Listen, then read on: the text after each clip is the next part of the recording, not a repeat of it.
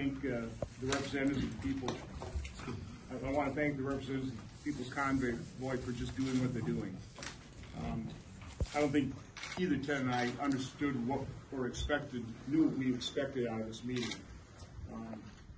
I know we made a mistake not having the press come in here from the minute, the first moment of this, of these testimonies. They're powerful. These are people that are fighting for freedom. It's just that simple. We've already seen tears here. I didn't expect that. It doesn't surprise me at all.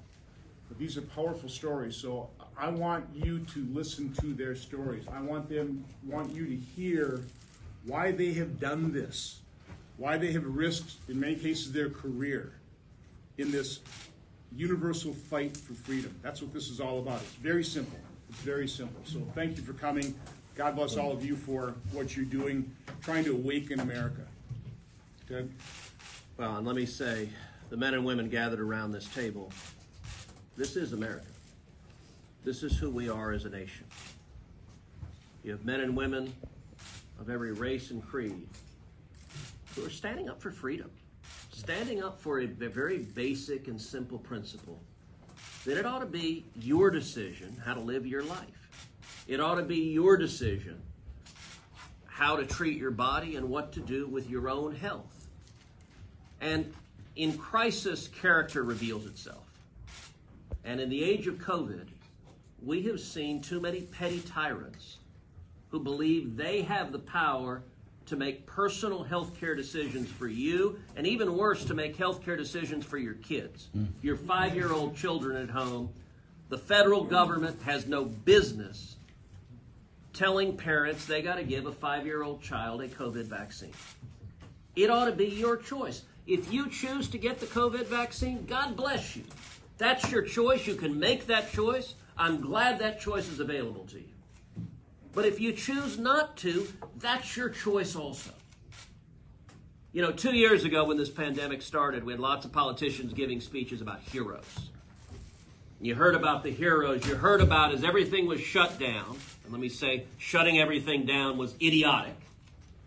But as everything was shut down, you had truck drivers that were the heroes moving the supply chain, making sure we had food, making sure we had the necessities we needed. You had cops and firefighters on front lines. You had nurses and doctors at the beginning of a pandemic risking their lives when we didn't understand what we were dealing with. What an amazing shift we've gone.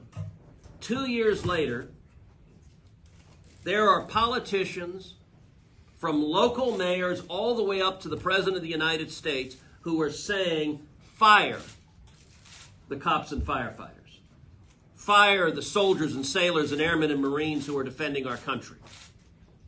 Fire the doctors and nurses who are on the front lines fighting COVID. And fire the truck drivers. Look, just a few weeks ago, the eyes of the world were on the Canadian truckers.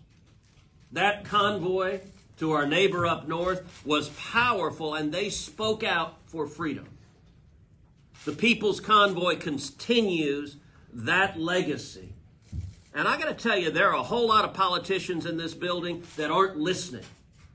They're ignoring the people back home.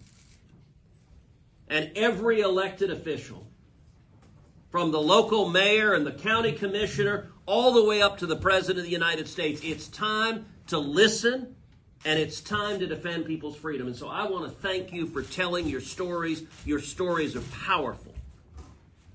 And the politicians, the petty tyrants, they need to hear, and frankly, they need to leave you the hell alone. Before you guys start, can you make sure that you state your